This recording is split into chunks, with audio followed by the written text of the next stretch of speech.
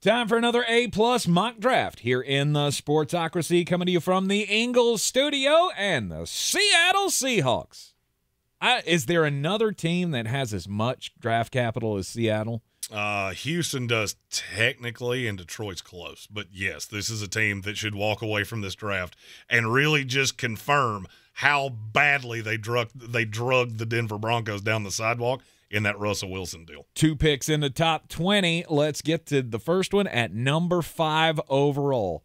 Jalen Carter, defensive tackle from Georgia. Tony Pauline has a report out today that this is the player they're targeting. I've been hearing that for a week. There is some talk about Jalen Richardson, but I'm not – or about Anthony Richardson, excuse me. I think that's more about a potential trade-up. There's no takers. And, look, there are a lot of teams that would like to trade down. Seattle has become completely aware that Tyree Wilson and Will Anderson are going to be gone. So they're going to take the other elite defensive prospect. They seem to be okay with the personality red flags. That's really the only knock on him. I mean, yeah, the production wasn't always there, but it was very obvious how good he was. I don't like the Warren Sapp comparison. I don't think that's apt. Lance Zierlein compared him to Jeffrey Simmons, and so far that's the best one I've seen because that's who I think he is.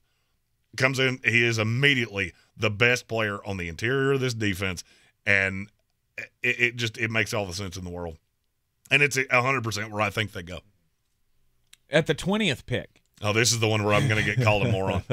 Hendon Hooker, quarterback, Tennessee. I've been told 100 times he's going in the first round. And I would not – I don't necessarily know that they're going to do this. In my official mock for – the media contest, I have Seattle trading up with Kansas City to get Hendon Hooker with the last pick in the first round. Now, there's a lot of volatility. Kansas City allegedly wants to move up to get a specific receiver. I want to walk away from this draft with a quarterback because I don't know when you're going to get the chance to draft another one.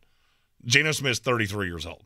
To me, Hendon Hooker is a better version of Geno Smith. So you can bring him along for a year, 2 years, whatever the case may be, and this is your ultimate replacement.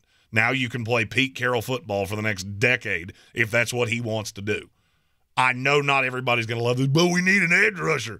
Okay, Miles Murphy would be your pick here, and I'm just not sure that that's going to make you as happy as you think it will. There's a lot of volatile prospects. Hendon Hooker's not one of them. I know exactly what he is. He will be a good quarterback in this league, very scheme-specific, and I think that's the ideal scheme is with the Seattle Seahawks. We got to see the arm more on display with the move to Tennessee, the outstanding year that they had this past year. He would have won the Heisman if he hadn't have got hurt. I feel pretty confident. I tend to agree with you. In the second round, number 37 overall, the first of 2 picks in the second round for Seattle, Dayon Henley, linebacker, Washington State. This is a combo that has been talked about throughout the entire process because Dayon Henley is working out with a slew of guys that play on the Seattle Seahawks defense. This is my second favorite linebacker in this class, and I'm not going to lie, the further down the process we've gotten, he's getting closer to Jack Campbell. He's not going to pass him because I think Campbell can just do – he's better at more things. I think Dayon Henley may have a better upside. He just plays like his hair's on fire. I think he would be an ideal player to put in the middle of this defense. And you add him to Jordan Brooks, and now you got Jalen Carter playing up in front of him, which he will take a lot of attention, which allows Dayon Henley to just flow to the ball and do what it is he does. You're already at an A+.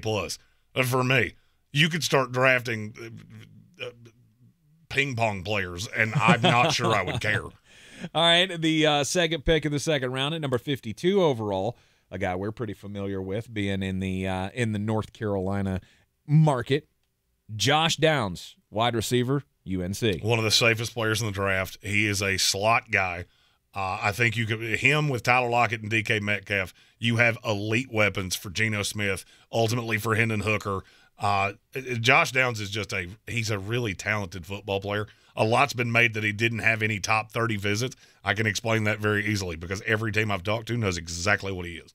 He's going to come into this league, be a very good, if not ever great slot receiver that really takes pressure off your quarterback as a safety blanket. He'll go over the middle. He's very fast, and he's pretty fearless. I love Josh Downs. He has a nose for the end zone. And I think this is just another layer onto, holy good Lord, this is a class. All right, those of you who have been wanting to see an edge rusher here comes one in the third round, 83 overall. Best possible scenario, Yaya Diabi falls in their lap. You put him with Nwosu and Jalen Carter, and you're getting after quarterbacks. You add that with Jamal Adams coming back as the best blitzing safety in the league. Now you're going to get after quarterbacks. Look, would I like to have an edge rusher earlier? Yes, but that got taken off the board for you because Tyree Wilson and Will Anderson are going to be gone. Once you get past those two, the difference between Miles Murphy, Lucas Van Ness, there's just not one. I would rather shore up my quarterback position for the next 10 years than take a 50-50 lottery ticket on a guy that he might be a good pass rusher, might be a complete bust, because there are big red flags with every one of those guys. And I feel like I'm getting a pretty equivalent prospect here with Yaya Diabi because he was not coached particularly well at Louisville. He was productive. He's hyper athletic. He really fits what Pete Carroll likes. And for me, I'm 5 picks into this. How would you grade this anything but an A+? Absolutely. In the fourth round, 123 overall, Tyler Steen, tackle from Alabama. I took some real high upside picks early. This one's really safe. Kid started at Vanderbilt's, played a lot in the SEC. He was a left tackle at Alabama last year. Do I think he's ever going to be a star? No. But I think as a third tackle, and there's some people who believe he can play guard. He started as a defensive tackle.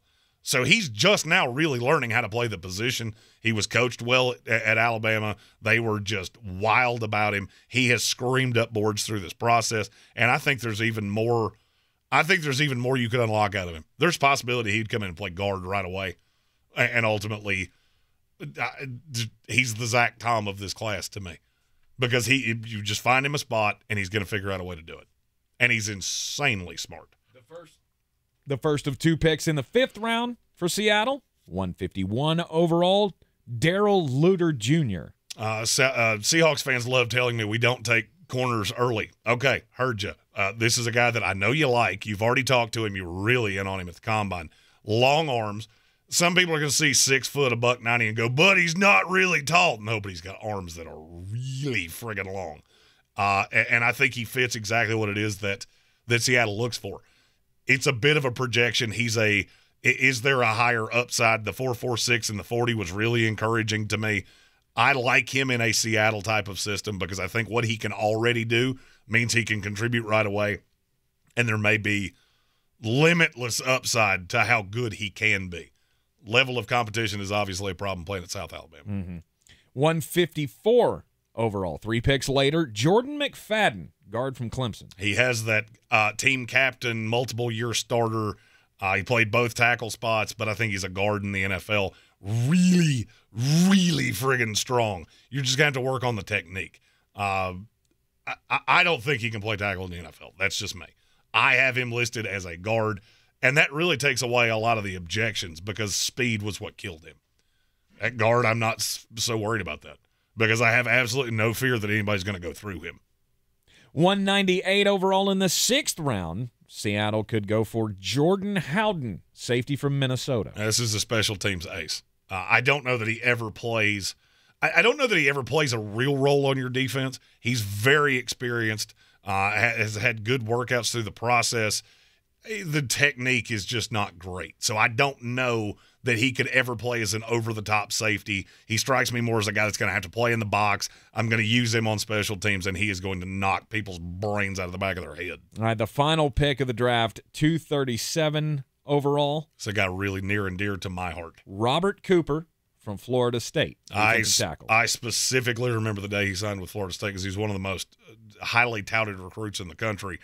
I never saw the progression where he became the recruit that he was talked about. I think the talent is there. You also have to remember when he came in. So he came in when the defense switched. Mm-hmm.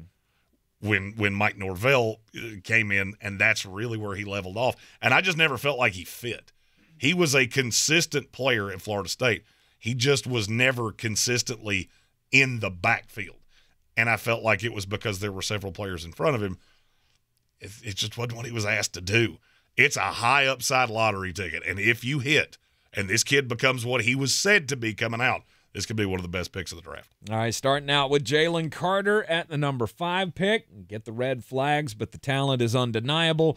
Hendon Hooker, that may be the big question mark in all of this. That's the one that's going to lead to people calling me bad names. I was going to say, you can comment your ire all you want. I talk about sports for a living, and I'm married to a smoke show. I'm pretty thick-skinned. If you like these picks, if you hate these picks, throw those out in the comments. I answer all of those. I am going to try to get to all of them before we go live for every pick of the 2023 NFL Draft right here on YouTube.